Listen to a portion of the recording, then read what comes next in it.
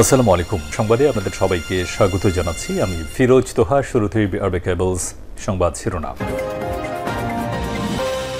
দখলদার ইসরায়েলি বাহিনী এবং নিরীহ ফিলিস্তিনিদের মাঝে ভয়াবহ যুদ্ধ চলছে, আর এরই মাঝে আমাদের হাতে এসে পৌঁছেছে এই যুদ্ধের সর্বশেষ গুরুত্বপূর্ণ সবথেকে তাজা আপডেট সংবাদ আপনাদের জানিয়ে দিব। প্রথমেই জানাবো এবার পশ্চিম তীরকে বিভক্ত করতে ইসরায়েলের নতুন কৌশল। পশ্চিম তীরে ফিলিস্তিনি ভূখণ্ডকে কার্যত দুই ভাগে বিভক্ত করার কৌশল নিয়েছে ইসরায়েল। সর্বশেষ বিতর্কিত ই-1 বসতি সম্প্রসারণ প্রকল্পের আওতায় জেরুজালেম এবং মা আলে আদুমিম বসতিকে সংযুক্ত করে ৩,৪০১টি নতুন বাসস্থান নির্মাণের অনুমোদন দিয়েছে দেশটির সরকার। খবর হুরিয়াত ডেইলি নিউজের প্রতিবেদন অনুযায়ী পরিকল্পনা বাস্তবায়িত হলে পশ্চিম তীরের উত্তর ও দক্ষিণ অংশে যোগাযোগ প্রায় বিচ্ছিন্ন হয়ে পড়বে, যা ভবিষ্যতে ফিলিস্তিন রাষ্ট্র গঠনের পক্ষে সম্ভাবনাকে ধ্বংস করে দেবে। এরপর জানাবো সিরিয়াকে ওয়েপেন সিস্টেম দেওয়ার ঘোষণা তুরস্কের। তুরস্ক এবং সিরিয়ার সামরিক সহযোগিতার একটি নতুন চুক্তি স্বাক্ষরিত হয়েছে, যার আওতায় তুরস্ক সিরিয়াকে অস্ত্র ব্যবস্থা এবং লজিস্টিক সহায়তা প্রদান করবে। খবর আরব নিউজের। এদিকে ম্যাক্রো স্পষ্ট ঘোষণা করলেন ইউক্রেনকে বাদ দিয়ে আলোচনা অসম্ভব। ফরাসি প্রেসিডেন্ট ইমানুয়েল ম্যাক্রো স্পষ্ট করে জানিয়ে দিয়েছেন, ইউক্রেনকে বাদ দিয়ে ইউক্রেনের কোনো ভূখণ্ড সংক্রান্ত আলোচনা হওয়া উচিত নয়। আজ এক প্রতিবেদনে এই তথ্য নিশ্চিত করা হয়েছে। এদিকে পাকিস্তানের স্বাধীনতা দিবসে সন্ত্রাসী হামলা, ৫ পুলিশ সদস্য নিহত। পাকিস্তানের খাইবার পাখতুনখোয়া প্রদেশে দেশটির স্বাধীনতা দিবসে রাতে একাধিক সন্ত্রাসী হামলায় অন্তত ৫ জন পুলিশ সদস্য নিহত হয়েছে। আজ সংগঠিত এসব হামলায় আরও ৫ জন আহত হয়। এবং সর্বশেষ জানাবো জামিনে কারামুক্ত সাবেক মন্ত্রী ইঞ্জিনিয়ার মোশারেফ হোসেন। ঢাকা চট্টগ্রামের ১২টি মামলায় সব জায়গায় জামিন পাওয়ার পর সাবেক গৃহায়ন এবং গণপূর্ত মন্ত্রী ইঞ্জিনিয়ার মোশারেফ হোসেন আজ বিকাল ৫:৩০টার দিকে কারামুক্ত হয়েছেন। মোশারেফ হোসেন চট্টগ্রামে এক মিরসরাই আসন থেকে আওয়ামী লীগের প্রার্থী হিসেবে প্রথম, তৃতীয়, পঞ্চম, নবম, দশম ও একাদশ সংসদ নির্বাচনে জয়লাভ করেন। তিনি ১৯৯৭ থেকে ২০০১ সাল পর্যন্ত বেসামরিক বিমান পরিবহন পর্যটন মন্ত্রণালয়ের একজন মন্ত্রী হিসেবে দায়িত্ব পালন করেছেন। প্রিয় দর্শক, এতক্ষণ শুনছিলেন সংবাদ শিরোনাম, এবারে বিস্তারিত। তবে তার আগে বন্ধুরা, অনুরোধ থাকবে এই সংবাদটিতে একটি লাইক দিন। এই চ্যানেলে আপনি নতুন হয়ে থাকলে আমাদের সংবাদটি দেখতে দেখতে চ্যানেলটি সাবস্ক্রাইব করে রাখুন। কমেন্ট করে বন্ধুরা আপনার মূল্যবান মতামত জানিয়ে দিন আপনি বিশ্বের কোন দেশ থেকে বা বাংলাদেশের কোন স্থান থেকে আমাদের সংবাদটি দেখছেন এবং শুনছেন। আর বন্ধুরা, এই সংবাদটি আপনার সোশ্যাল মিডিয়া ফেসবুকে শেয়ার করে বন্ধুদেরও দেখার সুযোগ করে দিন। আর গাজা যুদ্ধে আপনি যদি নিরীহ ফিলিস্তিনিদের ভালোবেসে থাকেন, কমেন্টে ইয়েস লিখে বিশ্ববাসীকে জানিয়ে দিন। এবারে বিস্তারিত।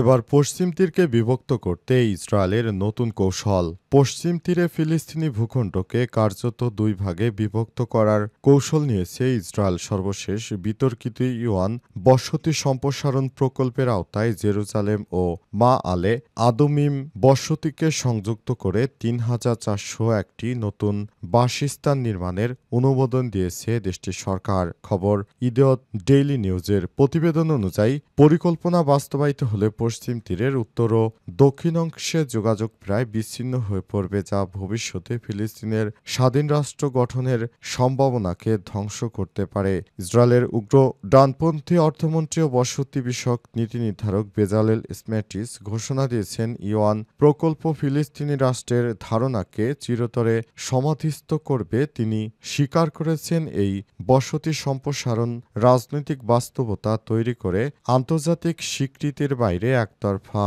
দখলকে স্থায়ী করবে। ফিলিস্তিনি কর্তৃপক্ষ এই পদক্ষেপকে অবৈধ দখলদারিত্বের নতুন ধাপ হিসেবে আখ্যা দিয়ে আন্তর্জাতিক সম্প্রদায়ের প্রতি জরুরি হস্তক্ষেপের আহ্বান জানিয়েছে। ফিলিস্তিনি নেতারা আশঙ্কা করেছেন, নতুন বসতি স্থাপনের ফলে হাজারো বাসিন্দা বাস্তুচ্যুত হবে এবং পশ্চিম তীরের অর্থনৈতিক ও সামাজিক সংযোগ ভেঙে পড়বে। জাতিসংঘ, ইউরোপীয় ইউনিয়ন ও বহু মানবাধিকার সংস্থা দীর্ঘদিন দীর্ঘদিন ধরে ইউয়ান প্রকল্পের বিরোধিতা করে আসছে, কারণ এটি আন্তর্জাতিক আইন এবং চতুর্থ জেনেভা কনভেনশন লঙ্ঘন করে। পূর্বে তীব্র আন্তর্জাতিক চাপের মুখে 2 দশকের বেশি সময় প্রকল্পটি স্থগিত ছিল, কিন্তু বর্তমানে ইসরায়েলি সরকার রাজনৈতিক ও কৌশলগত কারণে একে পুনরুজ্জীবিত করেছে। সিরিয়াকে ওয়েপেন সিস্টেম দেওয়ার ঘোষণা তুরস্কের। তুরস্ক এবং সিরিয়ার সামরিক সহযোগিতার একটি নতুন চুক্তি স্বাক্ষরিত হয়েছে, যার আওতায় তুরস্ক সিরিয়াকে অস্ত্র ব্যবস্থা এবং লজিস্টিক সহায়তা প্রদান করবে। খবর আরব নিউজের প্রতিবেদনে বলা হয়েছে, চুক্তির অংশ হিসেবে তুরস্ক সিরিয়ার সেনাবাহিনীকে সামরিক সরঞ্জাম ব্যবহারের প্রশিক্ষণও দেবে। এটি তুরস্ক সিরিয়ার মধ্যে সামরিক সম্পর্কের প্রথম উল্লেখযোগ্য পদক্ষেপ হিসেবে বিবেচিত হচ্ছে।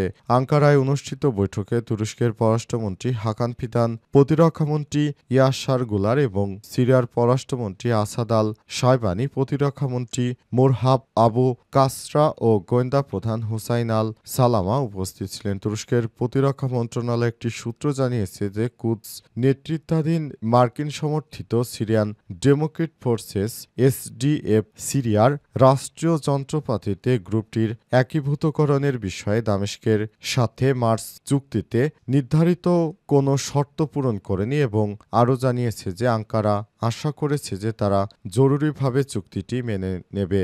বিশেষজ্ঞরা মনে করছেন এটি মধ্যপ্রাচ্যের রাজনৈতিক ও সামরিক পরিপ্রেক্ষিতে গুরুত্বপূর্ণ প্রভাব ফেলবে। চুক্তির মাধ্যমে সিরিয়ার সামরিক সক্ষমতা বৃদ্ধির পাশাপাশি তুরস্কের সঙ্গে সম্পর্কও শক্তিশালী করবে। ম্যাক্রোর স্পষ্ট ঘোষণা, ইউক্রেনকে বাদ দিয়ে আলোচনা সম্ভব নয়। ফরাসি প্রেসিডেন্ট ইমানুয়েল ম্যাক্রো স্পষ্ট করে জানিয়ে দিয়েছেন, ইউক্রেনকে বাদ দিয়ে ইউক্রেনের কোনো ধরনের ভূখণ্ড সংক্রান্ত আলোচনা হওয়া উচিত নয়। আজ ইয়েনি শাফাকের এক প্রতিবেদনে এই তথ্য জানানো হয়েছে। তুরস্কভিত্তিক গণমাধ্যমটির প্রতিবেদনে বলা হয়েছে, আজ ভার্চুয়ালি সম্মেলনের পর সাংবাদিকদের ফরাসি প্রেসিডেন্ট বলেছেন, শান্তি চুক্তিতে দখলকৃত অঞ্চলগুলোর প্রশ্ন অত্যন্ত গুরুত্বপূর্ণ এবং এটি ইউক্রেন ও ইউরোপের নিরাপত্তা নিশ্চয়তার সঙ্গে সরাসরি যুক্ত। ম্যাক্রো আরও বলেন, এই মুহূর্তে কোনো গুরুতর বা বাস্তবসম্মত ভূখণ্ড বিনিময় পরিকল্পনা নেই। তার মতে যে কোনো ধরনের আঞ্চলিক সমাধান অবশ্যই সংশ্লিষ্ট পক্ষের উপস্থিতি এবং সম্মতিতেই হতে হবে। বিশেষত ইউক্রেনের প্রেসিডেন্টের অংশগ্রহণ ছাড়াই আলোচনা অসম্ভব। তিনি আরও বলেছেন, যুক্তরাষ্ট্র রাশিয়ার বৈঠক স্বাভাবিক হলেও ইউরোপের নিরাপত্তায় প্রভাব ফেলতে পারে এমন কোনো ইস্যুতে ইউরোপীয়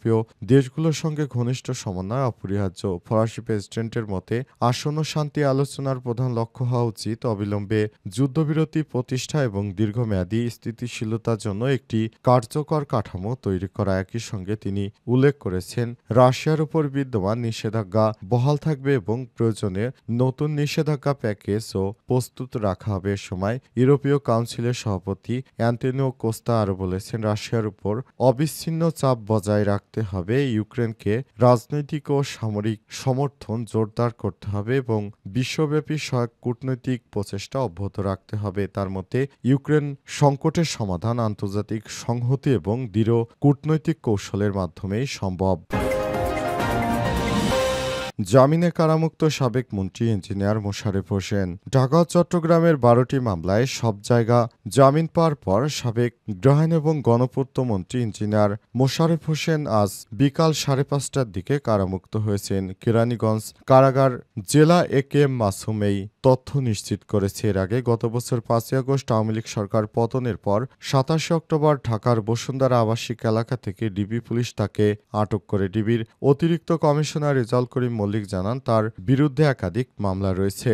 জানা যায়, মোশারেফ হোসেন বাংলাদেশ মেডিকেল বিশ্ববিদ্যালয় হাসপাতালে পিজন ছেলে ছিলেন। তিনি জামিনে মুক্তির পর কারারক্ষীরা সেখান থেকে চলে গেছেন। মোশারেফ হোসেন চট্টগ্রাম 1 আসন থেকে আওয়ামী লীগের প্রার্থী হিসেবে প্রথম, তৃতীয়, সপ্তম, নবম, দশম ও একাদশ সংসদ নির্বাচনে জয়লাভ করেছেন। তিনি 1997 থেকে 2001 সাল পর্যন্ত বেসামরিক বিমান পরিবহন ও পর্যটন মন্ত্রণালয়, পরে 10ম সংসদে গৃহায়ন ও গণপূর্ত মন্ত্রণালয়ের পরিচালনা করেছেন। দ্বাদশ সংসদ নির্বাচনে তার ছেলে মাহবুব রহমান রুহেল এই আসন থেকে আওয়ামী লীগের মনোনয়নে এমপি হন। মোশাররফ হোসেনের বিরুদ্ধে ২০১৭ সালে কক্সবাজার বিএনপি চেয়ারপারসন বেগম খালেদা জিয়ার গাড়িবহরে হামলা ও বিএনপির ঢাকা মহানগর দক্ষিণের সদস্য ইশরাক হোসেনের গাড়িবহরে হামলার ঘটনায় চট্টগ্রামে একাধিক মামলা দায়ের করা হয়েছিল। তবে কেন তাকে ছাড়া হয়েছে এ বিষয়ে এখনো কিছুই জানা যায়নি। তার মতো একজন ফ্যাসিস্টের দালালকে কেন ছাড়া হয়েছে সে বিষয়টি কেউ স্পষ্ট করে বলেনি।